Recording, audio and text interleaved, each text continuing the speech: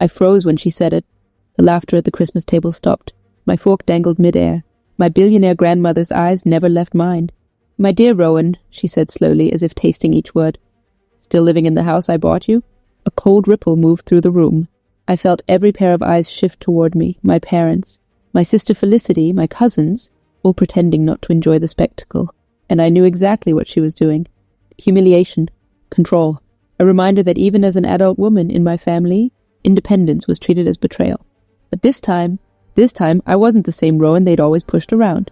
This time, I wasn't going to sit there and swallow it. Not tonight. Not at Christmas. Not again. But they didn't know that yet.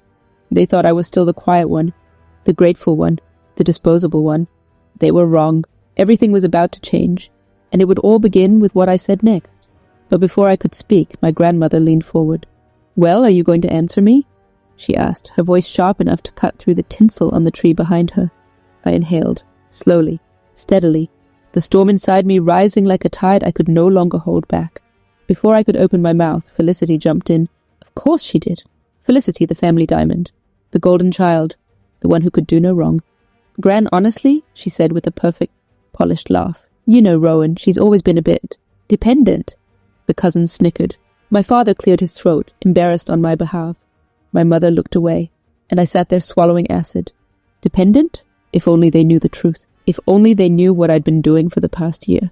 If only they knew what I was about to reveal. But they didn't deserve the truth yet. They deserved the pain of thinking they had already won. So I said nothing, and my silence apparently encouraged them. My grandmother sighed dramatically. "You're nearly 30, Rowan, nearly 30, and still living like a child." She dabbed her lips with a linen napkin.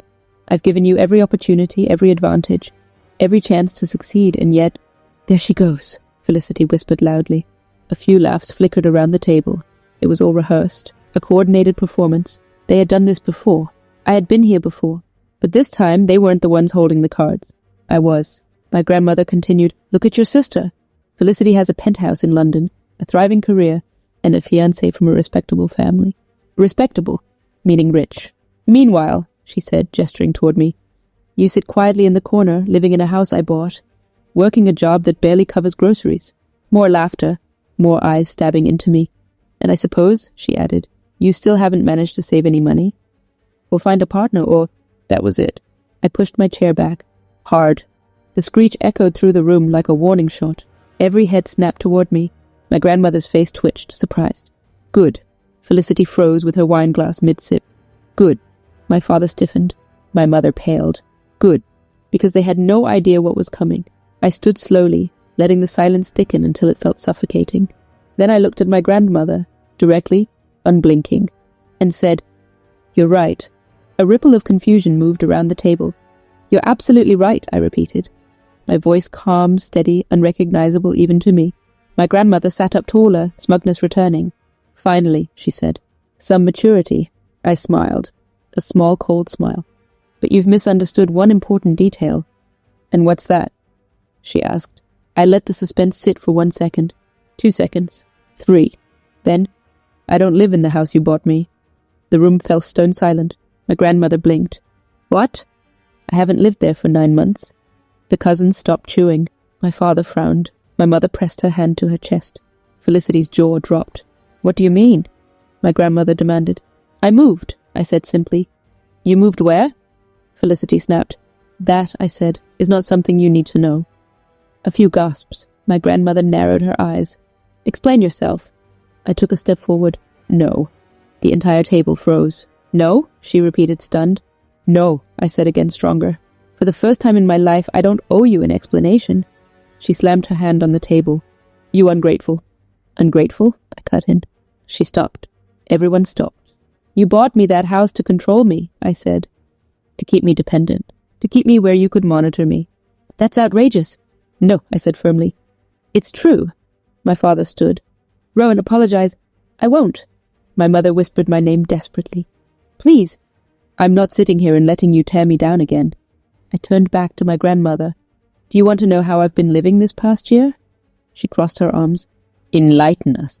I leaned forward slightly. "I own my home." Gasps. Real ones this time. "You own?"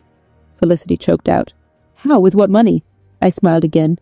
"This past year," I said, "I've been working on something. My grandmother sneered. Your little hospital job. I left that job 11 months ago. Shock rippled down the table. I continued. I started a consulting business. Built it from scratch. Long nights. No weekends. No help from any of you. My grandmother scoffed. That's impossible. Not impossible, I said softly. Just invisible to people who never bothered to ask. Felicity shook her head. You're lying. You, a business. You're not capable of... I cut her off. Straightening my spine, I said, my business now serves clients in 3 countries. And last month, I paused, letting them lean closer involuntarily. Last month I earned more in 30 days than Dad earns in a year. My father sat down slowly, his face draining of color. And the house? My grandmother asked, voice trembling with disbelief. I bought it with my own money, I said. Not yours. My grandmother stared at me. Really stared. Out of all the reactions I imagined, fear was not one of them. But she looked afraid, because she could no longer control me. I wasn't the dependent granddaughter anymore. I wasn't the forgotten sibling. I wasn't the quiet disappointment. I was a threat. You insolent girl, she whispered. Do you know what you've done? Yes, I said. I've freed myself. She slammed the table again. You think you can survive without this family? I smiled. I already have. Her face twisted with rage, and just when I thought she couldn't go any lower, she did. You will regret this, she hissed. Don't expect anything from me when I'm gone. Not a penny. Not a property, nothing. My cousins gasped. Felicity smirked like she'd won something. My parents stared at me, waiting for me to crumble. But I didn't. I lifted my chin. I don't need your inheritance, I said quietly. I built my own future. A stunned silence sat over the table like snowfall. My grandmother pointed at me with a shaking hand. Get out. Gladly, I said. I grabbed my coat. But before walking away, I stopped behind Felicity. She didn't look at me. She didn't dare. I leaned close and whispered, Merry Christmas, Fel. Enjoy your penthouse. She stiffened, because she finally understood. Her reign as the golden child was over. I walked out of that mansion without looking back. Snow fell around me, cold, beautiful, freeing, and for the first time in my life, I felt powerful. But what none of them knew, what none of them expected, was that I had one more surprise, one final twist.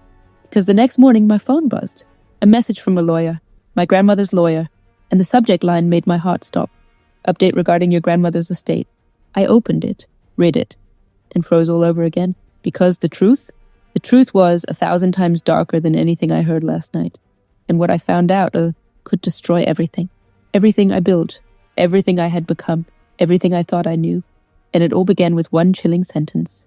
Your grandmother has been hiding something from you for 27 years.